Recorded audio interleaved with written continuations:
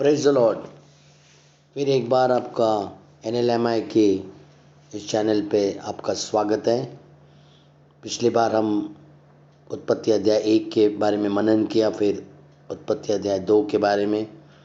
आज हम जाएंगे उत्पत्ति अध्याय 3, जो बाइबल का एक सबसे परिवर्तित अध्याय है कि जिसके द्वारा मानव जाति का पूरा इतिहास लिखा गया है। और मेरा आज का जो शीर्षक है वह है कि दुनिया के हर एक इंसान को छुटकारे की क्यों आवश्यकता है। चाहे वो किसी भी धर्म का हो, चाहे किसी के भी कहाँ का भी हो, परंतु दुनिया के हर एक इंसान को मोक्ष चाहिए, छुटकारे की आवश्यकता है। आज का विषय मेरा ये है। और आज का ये वचन मेरा 3 प्रश्नों के साथ शुरू होता है। पहला प्रश्न है कि उत्पत्ति अध्याय 5 में 1 से 3 अगर वचन पढ़ते हो तो वहाँ पर आदम की वंशावली में जो उसके पहले बच्चे हैं केन और हाबिल का नाम नहीं है। अगर उत्पत्ति 5 1 से 3 आप पढ़ोगे तो वहाँ पर लिखा है कि आदम की वंशावली ये है कि जब परमेश्वर ने मनुष्य की सृष्टि की तब अपने ही स्वरूप में उनको बनाया। उसने नर और नारी करके मनुष्य की सृष्टि की और उन्हें आशीष दी। उनकी सृष्टि के दिन उनके नाम आदम रखा। जब आदम 130 वर्ष का हुआ तब उसके द्वारा उसकी समानता में एक उसके स्वरूप के अनुसार एक पुत्र उत्पन्न हुआ। उसने उसका नाम शेत रखा। शेत के जन्म के पश्चात आदम 800 वर्ष जीवित रहा और उसके और भी बेटे बेटियां उत्पन्न हुई। तो इस वचन में हमने देखा कि आदम की वंशावली है उत्पत्ति अध्याय 5 में, पर वहाँ पर केन और हाबिल जो पहले पुत्र है आदम और हवा के, उनके नाम नहीं। चाहे उन्होंने कितना भी घिनौना पाप क्यों न किया हो, परंतु उनके बच्चे होने के नाते वंशावली में उनका नाम होना चाहिए था। एक प्रश्न है, केन और हाबिल आदम और हवा का पहला वंश था तो उसका नाम वंशावली में होना चाहिए। आदम और हवा ने परमेश्वर की आज्ञा पालन पहली बार न करने का इतना बड़ा दंड हो सकता है, ये भी एक आश्चर्यकारक बात है कि पहली बार मनुष्य को परमेश्वर कुछ आज्ञा देता है और न सुनने पर परमेश्वर उनको इतना बड़ा दंड देता है। क्योंकि परमेश्वर के बारे में जब हमने सुना है तो परमेश्वर दयालु है, परमेश्वर अनुग्रहकारी है, परमेश्वर कृपालु भी है। और परमेश्वर ने जब आदम को और हवा को ये बनाया तब उस समय कोई भी व्यवस्था नहीं थी और कोई भी नियम नहीं था। अगर वो फल खाना इतना ही खतरनाक या पीड़ादायक था तो परमेश्वर ने उसके ऊपर स्वर्गदूतों का पहरा क्यों नहीं रखा ताकि मनुष्य उस फल तक ना पहुँचे।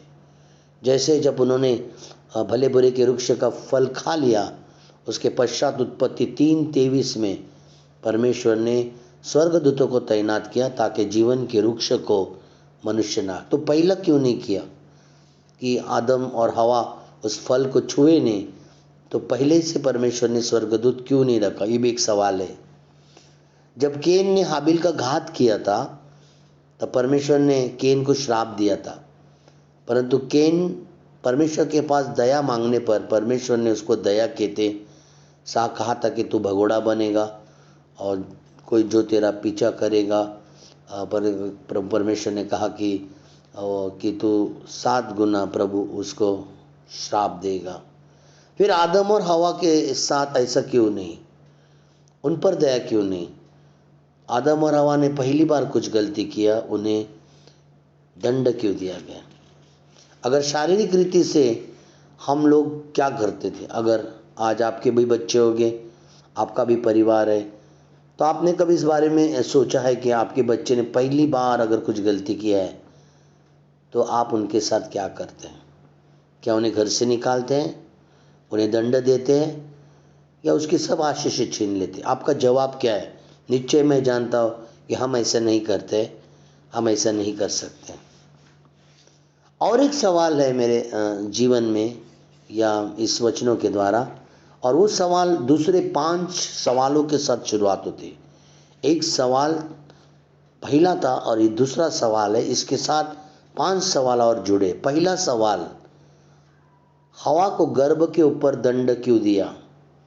उत्पत्ति अध्याय 3 अगर 16 वचन पढ़ेंगे तो वहाँ पर परमेश्वर ने पहला जो दंड दिया तो वो कहा कि फिर स्त्री से उसने कहा, मैं तेरी पीड़ा और तेरे गर्भवती होने के दुख को बहुत बढ़ाऊंगा। तो पीड़ित होकर बालक उत्पन्न करेगी और तेरी लालसा तेरे पति की ओर होगी और वो तुझ पर प्रभुत्व करेगा। तो परमेश्वर ने शरीर के इतने भाग थे, स्त्री के इतने भाग थे, या परमेश्वर ऐसा भी बोल सकता था कि आदम और हवा पति पत्नी हो, आप दोनों का पाप एक सरीका है, इसीलिए जो आदम को जो दंड दिया है या भूमि को श्राप दिया है तो वो दोनों के लिए, आदम और हवा। परंतु परमेश्वर ने हवा को अलग और आदम को अलग दंड दिया। इसका कारण क्या? और गर्भ के ऊपर स्त्री को क्यों दिया? आपने कभी इस बारे में सोचा कि प्रभु ने स्त्री को गर्भ के ऊपर दंड क्यों दिया? दूसरी बात, सांप को मिट्टी चाटने का श्राप क्यों दिया? उत्पत्ति 3:14 के अनुसार श्राप को मिट्टी चाटने का श्राप दिया। और तीसरा, परमेश्वर ने आदम की गलती के कारण भूमि को श्राप क्यों दिया या भूमि के क्षेत्र को श्राप क्यों दिया? उत्पत्ति अध्याय 3:17 के अनुसार। तो 3 सवाल ऐसे शुरू होते हैं कि हवा को गर्भ के ऊपर दंड क्यों दिया, 2 सांप को मिट्टी चाटने का श्राप क्यों दिया, और 3 आदम की गलती के कारण भूमि को श्राप क्यों दिया। एक चौथा सवाल और भी है। उत्पत्ति अध्याय 3:15 के अनुसार परमेश्वर ने स्त्री और सांप के बीच में बैर रखा। आदम वहां पर नहीं है, आदम का नाम नहीं है, आदम के साथ नहीं, पर प्रभु ने कहा कि हवा और सांप के बीच में बैर रहेगा। हालेलुया। आदम, हवा और सांप के बीच में नहीं, पर केवल स्त्री और सांप के बीच में उनका बैर रहेगा। प्रभु कहा कि परमेश्वर ने कि तू हमेशा मनुष्य के पैरों के अंदर तू उसको काटेगा और मनुष्य तुझे तेरे सिर पर मारेगा। मतलब यहाँ पर स्त्री और सांप के बीच में कुछ हुआ है जिसके द्वारा परमेश्वर ने उनको श्राप दिया। उत्पत्ति अध्याय 5:2-17 में परमेश्वर ने भले बुरे के ज्ञान के वृक्ष को जो फल है ये मत खाना क्यों बोला, परंतु जीवन के वृक्ष के बारे में कुछ नहीं बोला है। अगर आप पढ़ोगे बाइबल, उत्पत्ति अध्याय 2:17 अगर पढ़ोगे तो परमेश्वर ने भले बुरे का ज्ञान का जो फल है वो मत खाना बोला है, परंतु जीवन के वृक्ष के बारे में कोई भी इंफॉर्मेशन ना हवा को दी गई है ना आदम को मिली। इन सारे सवालों का जब जवाब अगर हमको चाहिए तो इन सवालों का जवाब हमें उत्पत्ति अध्याय 3 और 1 से शुरुआत होता है। उत्पत्ति अध्याय 3 और 1 ऐसे बताता है कि यहोवा परमेश्वर ने जितने बनेले पशु बनाए थे उनमें सबसे सर्पदूत था। उसने स्त्री से कहा, क्या ये सचमुच है कि परमेश्वर ने कहा कि तुम इस वाटिका के वृक्ष के फल न खाना? ये वचन जब भी हम पढ़ते हैं तो यहाँ पर लिखा कि जितने बनेले पशु थे उसमें से जो सांप था वो धूर्त था। धूर्त का मतलब है वो चतुर था, चालाक, अपने आप को समझने वाला, लोमड़ी से भी ज़्यादा चालाक समझने वाला। जो लूसीफर है, शैतान, जो अदन की वाटिका में प्रवेश किया, वो एक स्वर्गदूत था, उसने उसका उपयोग किया। लूसीफर खुद एक गिराया हुआ स्वर्गदूत था और उसका जो रूप था, स्वरूप था, वो मनुष्य के समान था। और उत्पत्ति अध्याय 3 और 1 को आज हजारों लाखों लोग विश्वासी पढ़ते हैं, पर जब भी वो इस वचन को पढ़ते हैं उनके सामने जो पिक्चर आती है या जो चित्र आता है वो क्या आता है? एक झाड़ है और झाड़ पे सांप है और स्त्री नीचे है, उसको कुछ बता रहा है, पर वास्तविकता में ऐसा नहीं था। जब शैतान स्त्री से बात कर रहा था तो वो सांप के रूप में नहीं था, वो एक स्वर्गदूत के रूप में था, एक मनुष्य के रूप में था। हालेलुया। और इसीलिए परमेश्वर ने उत्पत्ति अध्याय 3:14 में उसको बाद में जब श्राप दिया, तब वो सांप के रूप में जो आज हम देखते हैं वैसा है। तो अगर हम इस पिक्चर को इस तरह से देखेंगे कि एक झाड़ के पास एक व्यक्ति खड़ा है और दूसरी एक स्त्री खड़ी है, और जो व्यक्ति है वो एक सुंदर है, वो अच्छे रूप में मनुष्य के से भी ज़्यादा वो सुंदर है।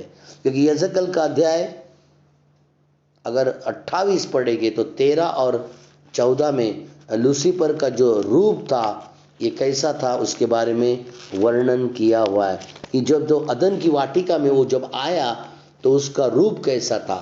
यजकल अध्याय 28 13 से 14 लिखा है, तू परमेश्वर की अदन नामक बारी में था, तेरे पास आभूषण, मानिक, पद्मराग, हीरा, फिरोजी, सुलेमानी मणि, यशब, नीलमणि, मरकत, लाल, सब भांति भांति के सोने के पहरावे थे। तेरे डप और बांसुरियां तुझे बनाई थी। जिस दिन तू सिरजा गया था उस दिन से वे कभी तैयार की थी। तू छाने वाला अभिषेक कुरूप था। मैंने तुझे ऐसा ठहराया कि तू परमेश्वर के पवित्र पर्वत पर रहता था। तो आगे सरी का चमकने वाला मानव के बीच में चलता फिरता था। हालेलुया। ये उसका रूप था, एक मनुष्य का नहीं पर उससे भी सुंदर रूप, और उसमें भी उसने पहने हुए वो सारे भूषण, सारे सोना, चांदी, मानिक, आभूषण और एक अभिषेक के चमकने वाला वो था। और लूसीफर जो शैतान है वो आदम से दिखने में सुंदर था। ऐसा मैंने क्यों कहा? क्योंकि इसके बारे में इब्रानी की किताब बताते हैं कि जब परमेश्वर ने मनुष्य को बनाया तो उसमें स्वर्गदूतों से उसे कुछ कम बनाया। इब्रानी का अध्याय 2, अगर इब्रानी का अध्याय 2 उसका हम 6 और 7 वचन को अगर हम पढ़ते हैं तो वहाँ पर लिखा है, वरना किसी से कहीं ये गवाही दी है, मनुष्य क्या है तू उसकी सुधि लेता है, या मनुष्य का पुत्र क्या है कि तू उसकी चिंता करता है। तूने उसे स्वर्गदूतों से कुछ कम किया है और तूने उस पर महिमा और आदर का मुकुट रखा है और उसने अपने हाथों के कामों पर अधिकार दिया। तो मनुष्य से ज़्यादा सुंदर स्वर्गदूत है। और स्वर्गदूत लूसीफर जब ऐसे वस्त्र और ऐसे आभूषण, ऐसे चमक लेकर जब वो हवा के सामने गया, तब लूसीफर के सामने जब हवा गई तब वो आत्मिकता में एक बच्ची थी, उसकी आत्मिक आंखें खुली हुई थी, इसीलिए वो नग्नत होने के बावजूद भी उसको एहसास नहीं था कि वो एक मासूम बच्चे की तरह थी। परमेश्वर आदम से किसी भी चीज़ की जानकारी उसके पास नहीं थी सिवाय कि फल न खाने के बारे में। उसे ना आदम ने बताया ना परमेश्वर ने कुछ बताया था कि ऐसा न करना, केवल आदम से परमेश्वर की बात हुई थी। जब शैतान हवा के सामने आया तब सांप के रूप में नहीं परंतु स्वर्गदूत के रूप बनकर आया था। हवा को लगा कि जैसा आदम है वैसा ही परमेश्वर ने और कुछ भेजा। तो इन सारी बातों को बोलने का कारण ये है कि आपको बताना चाहता हूँ कि जब शैतान हवा से बात कर रहा था तो हवा नग्न थी और उसका शारीरिक संबंध शैतान के साथ हुआ। हवा को लगा ये भी परमेश्वर का कोई व्यक्ति है। और उस समय याद रखे कि कोई भी नियम नहीं था इस बारे में कि तब तक मनुष्य का विवेक ही उसको बचा सकता था। पाप की वजह से हवा की आत्मिक आंखें बंद हो गई और उसे पता चला कि वह नग्न है। इसीलिए उत्पत्ति अध्याय 3 और 7 में अंजीर के पत्तों को जोड़कर उन्होंने एक लंगोट बनाया। और मत्ती का अध्याय 21 और 19 में यीशु मसीह ने अंजीर के पेड़ को शायद श्राप दिया कि तूने फल नहीं लाया, पर आदम हवा ने भी अपना पाप छुपाने के लिए अंजीर के पत्ते का इस्तेमाल किया। इसका मतलब है कि अंजीर के पत्ते पाप को छुपाना है। हमें हमारे पापों को छुपाना नहीं है बल्कि कबूल करना है। और इसीलिए प्रभु यीशु मसीह ने उस समय अंजीर के पेड़ को श्राप दिया कि एक तो कि तूने फल तो लाया नहीं, फिर भी तेरा नाम जो है वो खराब है कि तूने पाप को छुपाया है। हालेलुया। जैसे हवा की शारीरिक आंखें खुल गए वो फल खाने के लिए, पाप करने के द्वारा उसकी आंखें जब खुल गए तो पाप के द्वारा उसने क्या किया, शैतान ने जो फल दिया था वो फल को खाया। अगर परमेश्वर के वचन को हम पढ़ते हैं तो जो भले बुरे का वृक्ष का फल था ये शरीर की बातों को बता रहा था। क्योंकि गलतियों का अध्याय 5 अगर 19 वचन पहला तो उधर लिखा है कि शरीर का पहला फल व्यभिचार है जो हवा ने शैतान के साथ किया। जब हवा के सामने फल लाया और दूसरे एक दूसरे को उन्होंने देखा तो उसने फल खाया और फल खाने के बाद जो व्यभिचार था वो व्यभिचार उसके अंदर आया। और इसीलिए परमेश्वर ने कहा था कि जब भी तू उस फल को खाएगी तो मर जाएगा, क्योंकि प्रभु कह रहा था कि आत्मिकता में तू मरेगा, तेरा शरीर जिंदा रहेगा, तू शरीर में आएगा और शरीर के द्वारा तू पाप करेंगे, तेरा अंदर क्रोध आएगा, जलन आएगा, पीड़ा आएगी, समस्या आएगी, मतवालापन आएगी। जो भी गलतियों का अध्याय 5 19 से 21 में जो शरीर के काम है वो एक्चुअली बुरे और भले का वृक्ष के बारे में बताता है। और इसीलिए परमेश्वर ने बोला इस झाड़ का फल तू मत खाना, और जब खाओगी तो तेरी आत्मिक आंखें बंद हो जाएगी तो शरीर में आ जाएगी। और इसीलिए उसने अगर पहला कोई काम किया तो शरीर के संबंध के द्वारा उसने शैतान से व्यभिचार किया। क्योंकि आदम जो था वो हवा के लिए बनाया गया था, उनका संबंध पवित्र संबंध था, और शैतान के सामने जो भी हवा ने हुआ वो सब कुछ पाप था परमेश्वर की नज़र में। और इसीलिए उत्पत्ति का अध्याय 3 5 से 6 पढ़ेंगे, उधर जब शैतान ने पहली बार उस फल को लाया तो लिखा है कि खाने के लिए अच्छा है, खाने के लिए और अच्छा है। खाना किसके लिए? शरीर के लिए, मतलब शारीरिक अभिलाषा आ गई। ये देखने के लिए मन भाव है, आंखों की अभिलाषा है, और ये बुद्धि के चाहने के योग्य है। मतलब प्रभु बोला कि जीवन का घमंड, शारीरिक अभिलाषा, आंखों की अभिलाषा और ये जीवन का घमंड, ये तीनों जो फल खाने के द्वारा हवा के अंदर आई वो पाप था, वो शारीरिक बातें थी। और इन बातों से परमेश्वर ने ऑलरेडी आदम को इंस्ट्रक्शन दिए थे कि उस भले बुरे के वृक्ष का फल मत खा। हवा के गर्भ के ऊपर जो दंड दिया था वो गर्भ के उस भाग पे पहला व्यभिचार हुआ था। इसीलिए आदम और हवा का पहला पाप आज्ञा न मानना नहीं है, परंतु हवा का व्यभिचार है। और पति ने उसको साथ दिया और उसके बाद उसको पता चला इसमें ये समस्या हो गई। गर्भ के उस भाग के ऊपर व्यभिचार हुआ, इसके लिए प्रभु ने कहा कि स्त्री जो पाप के बीज से पैदा हो गई, पाप किया, अभी जब भी गर्भवती होगी प्रभु कहेगा कि उस पीड़ा का अनुभव करेगी। आज जितने भी लोग हैं संसार में जिन्होंने यीशु मसीह को स्वीकार नहीं किया है, उनको जब पीड़ा होती है तो वो पीड़ा किस बात का चिन्ह है? वो इस बात का चिन्ह है कि पहली स्त्री ने जो गर्भ के ऊपर व्यभिचार किया उसकी पीड़ा है। शैतान ने हवा के अंदर दूसरी जो चीज डाली, उत्पत्ति अध्याय 3 और 4 और 5 में बोला तू अगर फल खाओगी तो तू परमेश्वर के जैसा बनेगी।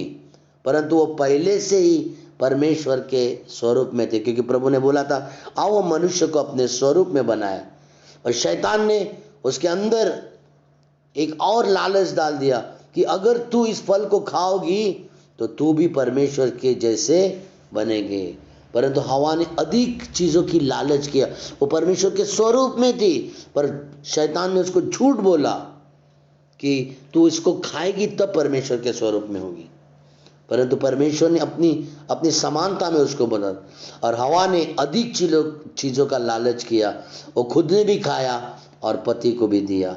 इसीलिए परमेश्वर ने जैसे हवा ने परमेश्वर बनने की लालच किया, इसीलिए प्रभु ने कहा कि तेरे गर्भ के ऊपर पीड़ा के बावजूद भी तू बच्चे पैदा करने में तू लालच करेगी। हालेलुया। आज संसार में जब स्त्री को एक गर्भवती होती है और जब बच्चा जन्मता है इतनी पीड़ाएं होती है, फिर भी उस बच्चे के लिए वो अपने पति के पास फिर से जाती है, पहला बच्चा, दूसरा बच्चा, तीसरा बच्चा। क्यों? क्योंकि वो उस चीज़ों की लालसा करती है।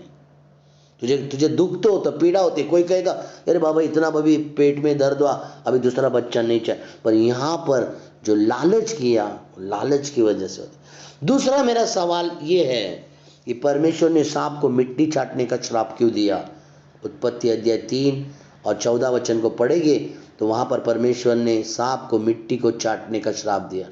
ये वचन इस बात का सबूत है कि जब शैतान हवा के पास गया था तब वो सांप के रूप में नहीं, स्वर्गदूत के रूप में गया था, परंतु जब परमेश्वर ने उसे श्राप दिया तब वो पेट के बल चलने लगा, जैसे कि आज हम उसे देखते हैं।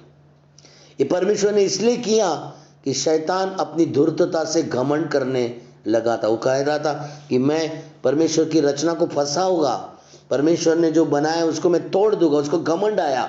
अगर यहेजकेल 28 और 17 वचन पढ़ते तो उसके अंदर घमंड आ गया। वो ऊंचाई में जाना चाहता था। वो परमेश्वर की रचना, जो परमेश्वर ने रचना बनाई मनुष्य को, उसको तुच्छ जानना चाहता था। वो सिंहासन पर चढ़कर परमेश्वर के तुल्य होना चाहता था। परमेश्वर ने उसको सबसे निचली वस्तु के पास भेजा, मिट्टी। ये दुनिया की सबसे नीचे वाली चीज है मिट्टी, और जो ऊंचा बनना चाहता था परमेश्वर ने उसको मिट्टी बना दिया। मिट्टी से कौन बनाए? मनुष्य बनाए। अगर आप और हम परमेश्वर के वचन से चलते रहेंगे तो एक बात का याद रखना कि शैतान हमेशा आपको चाटता रहेगा, मतलब आपका गुलाम होते रहेगा। पेट के बल इसलिए कि उस स्त्री के पेट के ऊपर, गर्भ के ऊपर तूने गलत नजर लगाई, और इसीलिए परमेश्वर ने कहा कि अब तू पेट से चलेगा और मिट्टी तेरे पेट को हमेशा लगेगी। इस बात का सबूत होगा कि तू निचली हो रहे और तेरा पेट हमेशा घसता रहेगा, क्योंकि तूने उस पेट के ऊपर गलत बातें की, उस गर्भ के ऊपर गया। क्योंकि लेवी व्यवस्था अगर 5वां अध्याय 14 और 15 और 17 वचन में ऐसा लिखा है कि जब हम ही पाप करते, कोई इंसान पाप करेगा तो बोल लिखा है कि परमेश्वर के पास एक बलि चढ़ाना पड़ेगा। और उत्पत्ति 3:21 में यहोवा परमेश्वर ने जब पता चला कि आदम और हवा ने पाप किया तो वहां पर परमेश्वर ने एक जानवर का बलि देकर उस पर चमड़े के वस्त्र आदम और हवा को पहनाए। क्योंकि फिर से वही शारीरिक सवाल आज मैं आपके सामने बोल रहा हूं कि आपका बच्चा अगर कोई बड़ी गलती करेगा तो क्या आप उसको दंड नहीं देंगे? ये बड़ा दंड था, आज्ञा मानना ये छोटा दंड था उसके लिए नहीं, पर व्यभिचार ये परमेश्वर की नजर में सबसे बड़ा दंड था। तीसरा सवाल, उत्पत्ति अध्याय 3 17 से 19 को मनुष्य को माथे का पसीना बहाने का दंड और भूमि को श्राप परमेश्वर ने क्यों दिया? क्योंकि अदन की वाटिका में बिना खेते किए हुए फल खाकर विश्राम का जीवन प्रभु ने उसको दिया था, परंतु पाप करके आज्ञा पालन को तोड़कर फल खाया। अब आराम नहीं, पसीना बहाना पड़ेगा, मेहनत करके खाना पड़ेगा। परमेश्वर ने जो व्यक्ति ने जैसा किया उसी भाग के ऊपर उसको श्राप दिया या दंड दिया। हालेलुया। परमेश्वर ने आदम और हवा को कभी भी श्राप नहीं दिया, भूमि को श्राप दिया, पर जो सांप है उसको परमेश्वर ने श्राप दिया। पर जिसने जो गलती किया था, श्राप ने सबसे ज्यादा गलती किया था, तो प्रभु ने उसको श्राप दिया। पर हवा के गर्भ के ऊपर उसको दंड दिया और आदम के भूमि के ऊपर उसको श्राप दिया। हालेलुया, आमीन। नेक्स्ट, आदम की और एक गलती है। आदम ने एक गलती की, दूसरी भी एक गलती की। उत्पत्ति अध्याय अगर 3 का 17 पढ़ोगे तो वहां पर लिखा है कि तूने जो अपनी पत्नी की बात मानी, मतलब जब स्त्री फल लेकर आई तब आदम के घर का मुखिया परमेश्वर था। फल खाने से पहले आदम को परमेश्वर को पूछना चाहिए था, पर घर का मुखिया परमेश्वर था तो परमेश्वर को नहीं पूछा, पत्नी की बात मानी। इसीलिए परमेश्वर ने कहा कि तूने जो अपनी पत्नी की बात मानी इसीलिए भूमि तेरे कारण श्रापित है। हालेलुया। हमेशा हमारे घर का मुखिया परमेश्वर होना चाहिए, पत्नी नहीं। पत्नी हमारी सहायक है, हमारे फैमिली के लिए, हमारे घर के लिए, हमारे परिवार को चलाने के लिए परमेश्वर ने एक सहायक दिया, पर हमारा घर का मुखिया, हमारा केंद्र बिंदु, हमारा नींव हमारा परमेश्वर होना चाहिए। चौथा सवाल, उत्पत्ति का अध्याय 3 और 15 कि परमेश्वर ने स्त्री और सांप के बीच में बैर क्यों रखा? आदम हवा और सांप के बीच में क्यों नहीं, केवल स्त्री और सांप के बीच में क्यों? क्योंकि पाप स्त्री और शैतान के बीच में हुआ था, आदम वहाँ नहीं था। इसीलिए आज दुनिया में शैतान व्यभिचार के लिए स्त्री का उपयोग करता है, क्योंकि आज भी वो लड़ाई वो लड़ रहा है। और उसी स्त्री को परमेश्वर शैतान को हराने में, परमेश्वर के राज्य में उसी स्त्री का परमेश्वर उपयोग करता है। इसीलिए हर एक चर्च में अगर हम मेजॉरिटी देखते हैं तो 70% स्त्रियां परमेश्वर के लिए खड़ी है। क्यों? क्योंकि वो शैतान की जो योजना थी उसको हराने के लिए। 5वां सवाल उत्पत्ति 2:17 में कि परमेश्वर ने भले बुरे के ज्ञान का जो फल ये मत खाना क्यों बोला, परंतु जीवन के वृक्ष के बारे में कुछ नहीं बोला?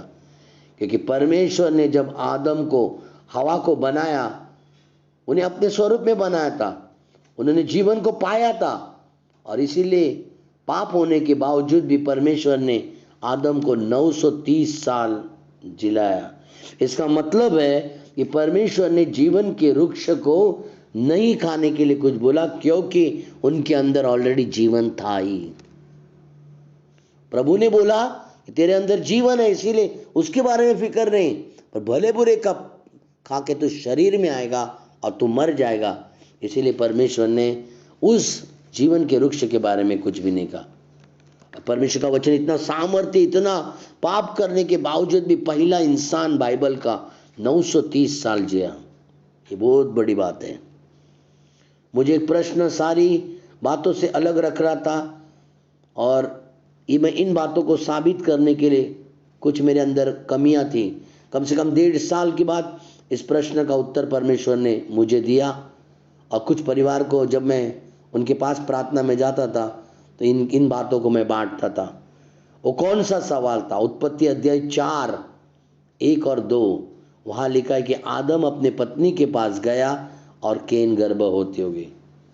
ये सवाल मेरे जीवन में था कि अगर आदम अपने पत्नी के पास गया और वो गर्भवती हो गई तो फिर केन व्यभिचार का बच्चा नहीं, या आदम का बच्चा नहीं, पर हवा और शैतान का भी व्यभिचार नहीं हुआ। ये वचन ऐसा बता रहा था, क्योंकि वहाँ पर लिखा हुआ है कि मैं वचन को पढ़ना चाहूँगा। जब आदम अपनी पत्नी हवा के पास गया तब उसने गर्भवती होकर केन को जन्म दिया। तो मेरा सवाल ये था कि आदम अपनी पत्नी के पास गया, केन के द्वारा बच्चा पैदा हुआ, तो केन शैतान का बीज कैसा हो सकता है? परंतु बहुत प्रार्थना करने के बाद परमेश्वर ने मुझे इस बात का जवाब दिया कि अवश्य आदम हवा के पास गया था, पर उससे पहले शैतान ने व्यभिचार किया था, तो शैतान का बीज हवा के अंदर आया पहला। हालेलुया। और परमेश्वर ने मुझे उसका उत्तर दिया कि आदम हवा के पास जरूर गया था, परंतु उसके पहले शैतान का बीज हवा के अंदर आ चुका था। वो बीज केन के द्वारा उत्पन्न हुआ, आदम के बीज द्वारा नहीं हुआ। पहले शैतान के द्वारा व्यभिचार हुआ और उसके बाद आदम हवा के पास गया और केन का जन्म हुआ। इसीलिए अगर बाइबल अगर पढ़ते हो तो उत्पत्ति अध्याय 4 और 5 से 9 पढ़ेंगे, केन के अंदर क्रोध का बीज कहाँ से आया? केन उदास कैसे हो गया? कौन सा बीज है? परमेश्वर को सही भेंट न देना, वो कौन सा बीज है? हत्या करके पाप करना कौन सा बीज है? लालच और झूठ, ये सब केन के अंदर कैसे आया? ये केन के अंदर आने का कारण है कि शैतान का डीएनए केन के अंदर आया। यूहन्ना अध्याय 8 और 44 में बोला कि वो झूठ का पिता है, शैतान झूठ का पिता है। उसके अंदर क्रोध है, लालच है, झूठापन है, ये सब केन के अंदर आया। क्योंकि हवा के द्वारा जो पहला बच्चा हुआ था वो केन था, पर हाबिल और आदम और हवा के संबंध से हुआ। पर हाबिल जो हुआ वो आदम और हवा के संबंध से हुआ। इसीलिए शैतान ने क्या किया? केन का जो केन था उसने परमेश्वर के बनाए हुए बीज को मार डाला।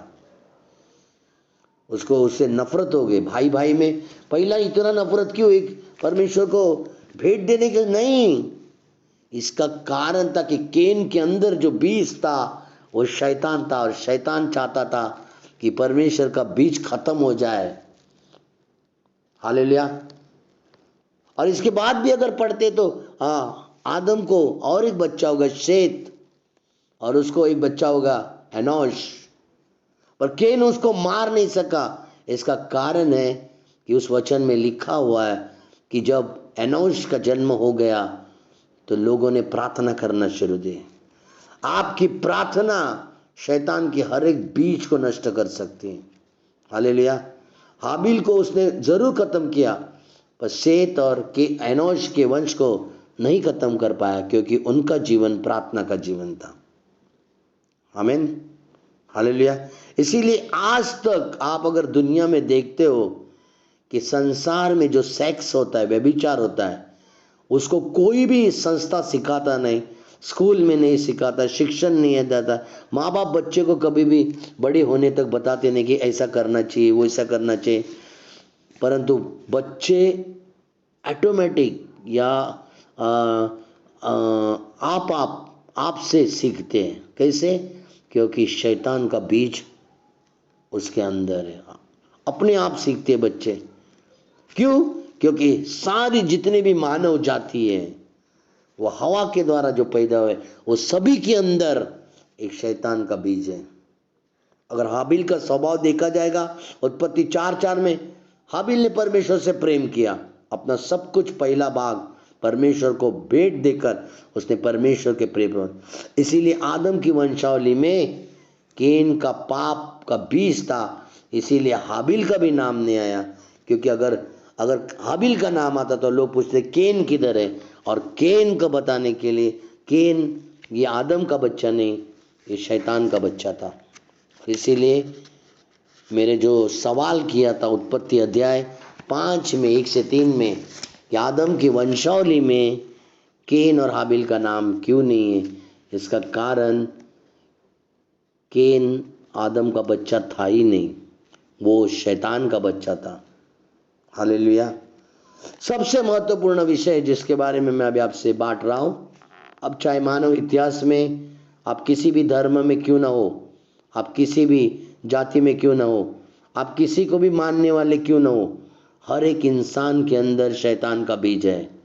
कुछ लोग कहते हैं हमारी मर्जी है कि हमें जो अच्छा लगता है वो करते हैं, हम इसको फॉलो करते हैं, हम उसको फॉलो करते हैं, हमारे बाप दादा यही करते हैं, हमारी पीढ़ी भी यही करती है। आपके सभी सवालों का जवाब है रोमियो अध्याय 3 10 और 18 वचन में, या रोमियो अध्याय 5 का 12 ऐसा बताया कि सबने पाप किया, एक आदम के द्वारा पाप संसार में फैल गया, इस पाप से कोई भी छुटकारा नहीं दे सकता है, क्योंकि सबने पाप किया। यजकल अध्याय 22 और 30 वचन में परमेश्वर एक इंसान को पृथ्वी पर देख रहा है कि जो मध्यस्थी की प्रार्थना करे, और परमेश्वर को एक भी व्यक्ति नहीं मिला। हर एक इंसान के रक्त में पाप है, इसीलिए मनुष्य को पाप से बाहर आने के लिए बिना लहू के पैदा हुआ कोई मनुष्य चाहिए था, जो पाप से नहीं, जो पाप से पैदा हुआ ऐसा नहीं, पर बिना रक्त के पैदा हुआ वही उसको हरा सकता, क्योंकि पाप के रक्त मनुष्य को नहीं हरा सकता। एक पाप किया व्यक्ति दूसरे पाप किए हुए व्यक्ति को हरा नहीं सकता। इसलिए मनुष्य को पाप से बाहर आने के लिए बिना लहू के पैदा हुआ कोई मनुष्य चाहता, जो मानवीय शारीरिक संबंध के द्वारा पैदा नहीं हुआ, परंतु आत्मा से पैदा हुआ। और मत्ती अध्याय 1 और 18 में कहता है कि यीशु मसीह का जन्म इस प्रकार से हुआ कि जब उसकी माता मरियम की मंगनी यूसुफ के साथ हो गई, तो इकट्ठा होने से पहले ही वो पवित्र आत्मा से गर्भवती हो गई। हालेलुया। और इसीलिए पाप का रक्त पाप को खत्म नहीं कर सकता है, पाप के रक्त को खत्म करने के लिए पवित्र आत्मा ही चाहिए। मत्ती का अध्याय 1 और 20 में ऐसा लिखा है कि जब वो इन बातों को सोच ही रहा था तो प्रभु का स्वर्गदूत उसे स्वप्न में दिखाई देकर कहा, हे यूसुफ दाऊद की संतान, तो अपनी पत्नी मरियम को अपने यहाँ से आने से मत डर, क्योंकि जो उसके गर्भ में वो पवित्र आत्मा की ओर से है। मतलब हर एक पृथ्वी के व्यक्ति को जिसके अंदर शैतान का बीज है, उसको मुक्तिदाता प्रभु यीशु की आवश्यकता है। ये कोई चुनाव नहीं, ये मोक्ष पाने का तरीका है। वो हर एक मनुष्य के लिए जरूरी है, क्योंकि मत्ती का अध्याय 24 और 14 में कहा कि राज्य के सुसमाचार का प्रचार जब सारी पृथ्वी पर किया न जाए तब तक अंत न होगा। सबको मालूम होगा तभी अंत होगा। जितने को भी मालूम होगा कि हर एक बीज ये शैतान का है और रक्त में शैतान बसा हुआ है। हमारे गुस्सा, हमारा पाप करना, हमारा व्यभिचार करना, हमारा देखना, हमारा गलत निजात, जलन, ये सारा शरीर का चीज शैतान के द्वारा केन में आया और केन के द्वारा फैलता गया। हालेलुया। और आपके लिए एक अच्छी खबर है, आप जितनों ने भी यीशु को स्वीकारा है, आपके अंदर शैतान का बीज निकल गया है। अब यीशु मसीह का बीज आपके अंदर है। ये मैं नहीं कह रहा हूँ, यूहन्ना का अध्याय 1:12-13 वचन कहता है कि जितनों ने उसको ग्रहण किया, उसने अपने संतान होने का अधिकार दिया, न लहू से न मांस से, पर परमेश्वर की इच्छा से। रोमियो अध्याय 8 और 12 से 15 ये उसे जितने भी आत्मा में चलाए चलते वो परमेश्वर के संतान है। और गलतियों अध्याय में 4 में 6 से 7 में लिखा है कि ये अब्बा पिता कहकर आप उसे पुकार सकते हैं। इस वचन के समाप्ति से पहले मैं इफिसियों का अध्याय 4:17 से 32 वचन को पढ़ना चाहूँगा। इसीलिए मैं ये कहता हूँ और प्रभु में आग्रह करता हूँ कि जैसे अन्य जाति के लोग अपने मन की अनर्थ रीति पर चलते हैं, अब से तुम ऐसे न चलो, क्योंकि उनकी बुद्धि अंधेरी हो गई है। उस अज्ञानता के कारण जो उन्होंने है, उनके मन में कठोरता के कारण परमेश्वर के जीवन से अलग किए गए हैं और वे सुन्न होकर लुचपन में लग गए हैं। सब प्रकार के गंदे काम, लालसा किए हैं। परंतु तुमने ऐसी शिक्षा नहीं पाई है, वरना तुमने सचमुच उसी की सुनी और जैसा यीशु में सत्य है उसी में सिखाए गए हो। तुम पिछले चाल चलन के पुराने मनुष्यत्व को जो भरमाने वाले अभिलाषा के अनुसार भ्रष्ट होता जा रहा है, उतार डालो। अपने मन में आत्मिक स्वभाव में नए बनते जाओ और नए मनुष्य को पहन लो, जो परमेश्वर के स्वरूप और धार्मिकता, पवित्रता से सुजागा है। इस कारण झूठ बोलना छोड़कर हर एक अपने पड़ोसी को सच बोले, क्योंकि हम आपस में एक दूसरे के अंग है। क्रोध तो करो पर पाप मत करो। सूर्यास्त होने से पहले तुम्हारा क्रोध न रहे और न शैतान को अवसर दो। चोरी करने वाला फिर चोरी न करे, वरना बड़े कामों में अपने हाथों से परिश्रम करे, इसीलिए कि जैसे प्रयोजन हो उसे उस दिन के पास कुछ हो। कोई गंदी बात तुम्हारे मुंह से न निकले, पर आवश्यकता के अनुसार ही निकले, जो उन्नति के लिए उत्तम हो, ताकि उससे सुनने वाले पर अनुग्रह हो। परमेश्वर के पवित्र आत्मा को शोकित मत करो, जिससे तुम परमेश्वर के छुटकारे के दिन छाप देगी। सब प्रकार की कड़वाहट, प्रकोप और क्रोध, कलह, निंदा, सब भेदभाव समेत दूर करो। एक दूसरे पर कृपालु और करुणामय रहो, और जैसे परमेश्वर ने मसीह में तुम्हारे अपराधों को क्षमा किया, वैसे तुम भी एक दूसरे के अपराधों को क्षमा करो। आज मैं आपको इस बात को बताना चला कि दुनिया के हर एक कोने को, हर एक व्यक्ति को एक छुटकारे की आवश्यकता है। मैंने इस वचन को जो शुरुआत किया था इसी टॉपिक पे किया था कि दुनिया के हर एक इंसान को छुटकारे की आवश्यकता क्यों है, क्योंकि हर एक बीज उसके अंदर, उसके रक्त में पाप है, और पाप के रक्त को मिटाने के लिए आत्मा का व्यक्ति चाहिए। वो परमेश्वर स्वयं मनुष्य बनकर हमारे बीच में आया और वो बीज उसने डाला, और वो बीज गर्भ से आया। जहाँ से पाप हुआ था वहाँ ही गर्भ से परमेश्वर ने उसी गर्भ से उद्धारकर्ता को भेजा। और इसीलिए आज हर एक स्त्री जो परमेश्वर में, उसका गर्भ प्रभु ने, वो खुद उस गर्भ से आया, तो वो गर्भ प्रभु ने ब्लेस किया, शुद्ध किया। उसके अंदर आज आशीष है। जो जितने बच्चे वो जन्मेगी वो फलवंत हो जाएगी, आशीषित होगी, और कोई भी दर्द पीड़ा उसको न होगी, कोई लालसा न रहेगी। आपको प्रभु सभी को आशीष करे। धन्यवाद।